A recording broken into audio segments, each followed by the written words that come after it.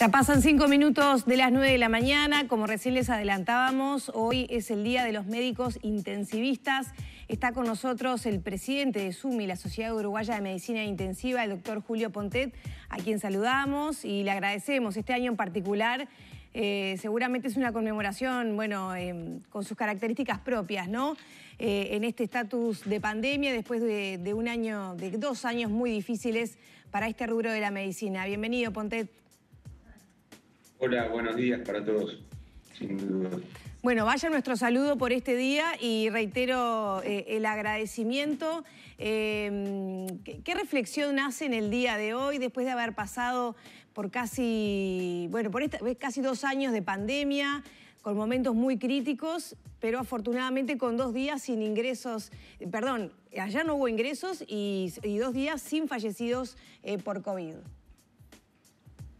Sí, en primer lugar, que es el Día del Intensivista para nosotros en Uruguay, porque también es la fecha de 50 años, es también, curiosamente, un número redondo, ¿no? Muy importante, 50 años de la medicina intensiva en Uruguay, porque es la fecha que se inauguró el primer CTI en el Uruguay, en el Hospital de Clínicas. Y sin duda que a esta altura de la pandemia podemos sacar varias conclusiones en relación a lo que es el intensivista como recurso humano, ¿no? Los recursos humanos formados apropiadamente para tratar el paciente grave, sin duda que son la mayor inversión en salud en el tercer nivel de atención, son un valor agregado y que nosotros pensamos que debe ser reconocido y retribuido adecuadamente, porque ha mostrado que es un valor insustituible para llevar adelante lo que pudimos hacer, que es a esta altura haber superado la ola que tuvimos en los meses pasados, ¿no? Como reflexión te diría que los recursos humanos formados tienen el valor, a diferencia de la tecnología que tiene su depreciación con el tiempo y que se puede sustituir. Los recursos humanos formados son insustituibles. Esa es la principal reflexión el día de hoy. Pero también recursos humanos formados que están atravesando justamente dificultades con el tema de remuneración, inequidades que se dan, por ejemplo, en ACE. Así se expresaba desde la SUMI en la última asamblea. ¿Cuál es la situación? Sí, se está trabajando en eso. Hay también, vale decir, un reconocimiento de la situación planteada, de la situación problema. Y bueno, estamos en el camino de ir reparando esa situación progresivamente. Bien, ahí está en marcha una instancia de negociación. Sí, hay comunicación que en realidad la hemos tenido siempre y hay instancias donde tenemos que planificar un plan de recuperación en ese sentido, ¿no? Y de equiparación en el tiempo. Pontet, concretamente con el tema COVID, pandemia, ¿qué valoración hace de que, bueno, por 2 días consecutivos afortunadamente no registramos fallecidos?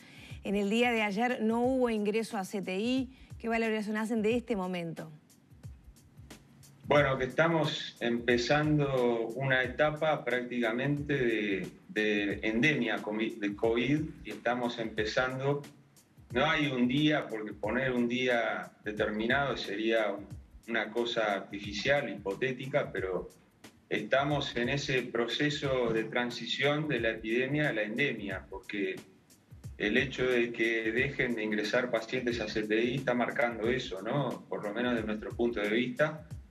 No es que no van a ingresar más pacientes, sino que esporádicamente vamos a tener algunos, pero ya llevamos un promedio en las últimas 2 semanas de por debajo de 3 ingresos por día, ¿no?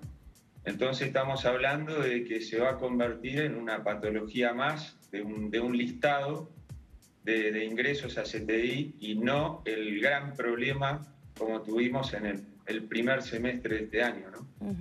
Doctor, pasados los momentos más difíciles, más críticos, las decisiones que a nivel del gobierno se tuvieron que tomar en su momento por temas de infraestructura, el aumento de camas de CTI, el gran estrés laboral que debieron soportar justamente médicos intensivistas. ¿Hay un resultado o por lo menos una conclusión positiva? ¿Dejó una enseñanza que nos permita enfrentar de mejor manera la eventualidad de alguna nueva ola que alguna nueva cepa pueda traer?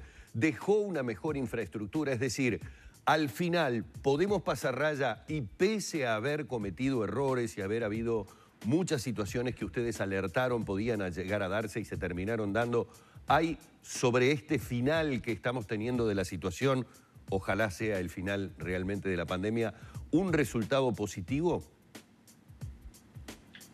Yo creo que sí. A ver, lo primero a reflexionar sobre eso es que la información que la SUMI fue brindando diariamente en tiempo real permitió proyectar la demanda asistencial, ¿no? Esto no era un tema de generar alarmas, sino de planificarse con anticipación.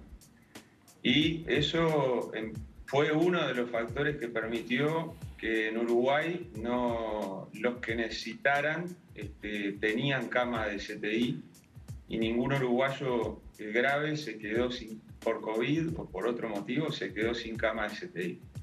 Pero de aquí hacia adelante yo creo que hay algunas cosas que se pueden reflexionar adicionalmente.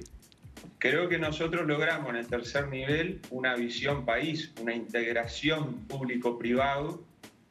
Creo que podríamos pensar en que empiece a desaparecer el paradigma del paciente que es del público o el paciente que es del privado, a una visión integradora del paciente grave que se atiende donde sea necesario.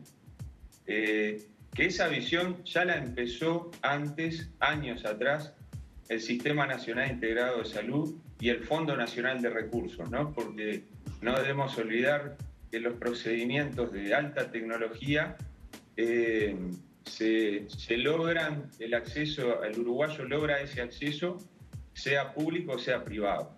Entonces, tener la integración de los sistemas creo que es una de las grandes enseñanzas y que los prestadores, creo que todos los actores nos debemos un plan único de trabajo, no solo de público-privado, sino del sector asistencial, el sector académico, y que nos va a quedar, y tenemos ya una estructura de camas en el tercer nivel que es buena. Fíjense que estamos hablando de si nos quedamos con 800 camas, como está planificado con la JUNASA, nos quedaríamos con unas 23 camas cada 100.000 habitantes, cuando la OCDE tiene como un parámetro estándar unas 16 camas cada 100.000 habitantes. Estamos hablando de un organismo fundado por países ricos y que estaríamos a nivel de algunos países, incluyendo Estados Unidos y países de la Unión Europea, ¿no? Y sin duda con la tasa de camas de terapia intensiva más alta de Sudamérica. O sea que creo que quedamos con una organización sólida y que nos permite prepararnos para eventuales problemas de futuro, porque nadie puede decir que esta va a ser la última pandemia, ¿no?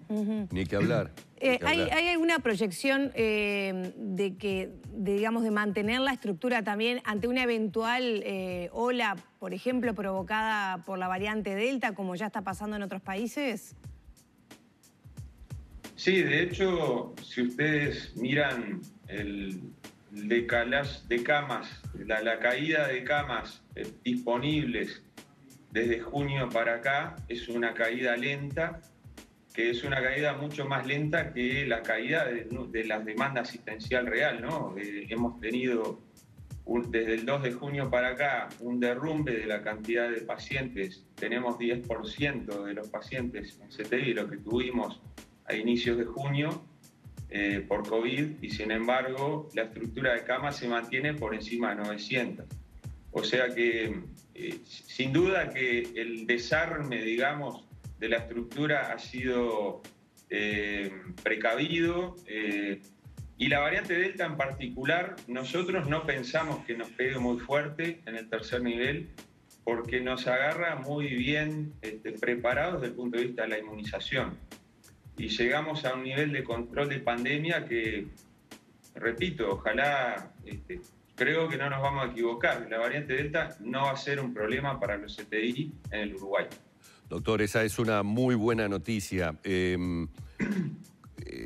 En determinado momento, a ver, cuando comenzó, cuando se declaró la emergencia sanitaria, Uruguay tenía visto lo que había sucedido en Europa, lo que había sucedido en otros países, el colapso de los sistemas médicos, lo que en un principio nos horrorizaba a todos, que eran las fotografías de pacientes tirados en pasillos de determinados hospitales en diferentes partes del mundo. Y se habló de que, bueno, Uruguay tenía que prepararse justamente para no llegar a que el sistema colapsara. La palabra colapso fue la que, digamos, nos llevó a todos a los confinamientos que realizamos voluntarios, el quedarnos en casa primero, el tratar de mantener el distanciamiento social. Yo le quiero preguntar realmente cuán cerca estuvimos de un verdadero colapso. Usted lo decía recién, se logró que ningún paciente que requiriera cama de CTI no la tuviera, pero ¿cuán cerca estuvimos? ¿Cuál fue el real peligro que llegamos a tener, que fue hace apenas algunas semanas atrás, con números que eran realmente muy importantes y muy fuertes? Se lo digo con números y después cada uno da la adjetivación que quiera. De 54 unidades de terapia intensiva que tenemos ahora, empezamos la pandemia con 51, se llegó a saturar 20 unidades, pero había cama en el resto de las 30 y pico. Entonces cada uno sacará sus propias conclusiones. Que tuvimos riesgo de colapso, indudablemente. No llegamos a tenerlo y en parte fue por el doble canal, ¿no? El canal de mejorar la estructura y el canal de aumentar el tiempo de trabajo de los recursos humanos disponibles, tanto médicos como no médicos, ¿no? Doctor, ya para ir cerrando, los pacientes que en este último tramo han llegado al CTI ya con la vacunación avanzada, ¿en qué situación están? ¿Son pacientes vacunados o que no tenían, digamos, completado el esquema de vacunación anti-COVID? Para conocer un poco cómo viene el desempeño de las vacunas y el impacto que está teniendo en los números globales se nota, ¿no? Pero bueno, también allí en cuidados críticos. Sí, la primera conclusión es que la vacuna lo que logra, como concepto general, la vacuna lo que logra es evitar el ingreso al CTI. Entonces, no es que haya un cambio del tipo de paciente que va a ingresar, sino que directamente el paciente que hubiera ingresado no vacunado, realmente ahora no está ingresando y lo muestran los números. En el cambio en la cantidad de ingresos. Y llevamos ahora muy pocos ingresos en la última semana. Lo otro, si usted me pregunta, bueno, pero a pesar de eso, los que igual ingresan, bueno, la enorme mayoría, andamos en un 98% de los que ingresan son no vacunados. Y esta es una conclusión, en este momento, un concepto para el mundo entero, no solo para el Uruguay, y en particular para Uruguay por la variante Delta, que lo que queda de la pandemia es una pandemia de los no vacunados y en general los que ingresan aún vacunados tienen una mejor evolución.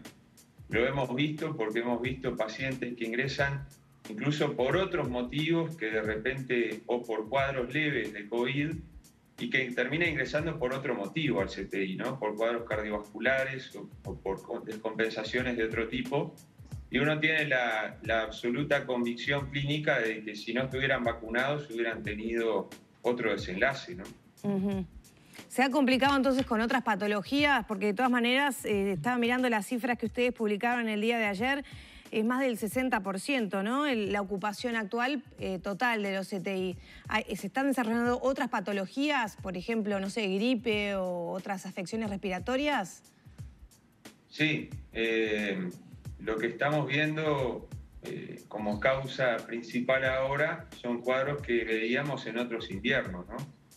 Ahora no hay que perder de vista que estamos en pleno invierno. Hay, por ejemplo, descompensaciones de enfermedad pulmonar crónica, lo que se llama comúnmente POC, descompensaciones de asmáticos, otras infecciones respiratorias que no son COVID. Todos los demás gérmenes están presentes, tanto virus como bacterias. En eso tenemos otro aprendizaje, que el uso de la máscara, de las medidas de higiene y distancia física, también han ayudado a disminuir la frecuencia de otras infecciones de transmisión respiratoria. Por eso creo que el tema de la máscara nos tenemos que replantear una y otra vez si no deberíamos seguirlas usando, al menos en los inviernos, en espacios cerrados. Y eso es algo que vamos a seguir repitiendo. Bien. Doctor, muchísimas gracias por estos minutos con Arriba Gente. Buenos días. Saludos a todos. La verdad que es un gusto ahora hablar de buenas noticias, ¿no? Después que hemos hecho tantas entrevistas con el doctor Pontet justamente cuando venía el momento crítico de la pandemia, así que también agradecemos entonces en esta instancia. Cerramos por aquí entonces la entrevista.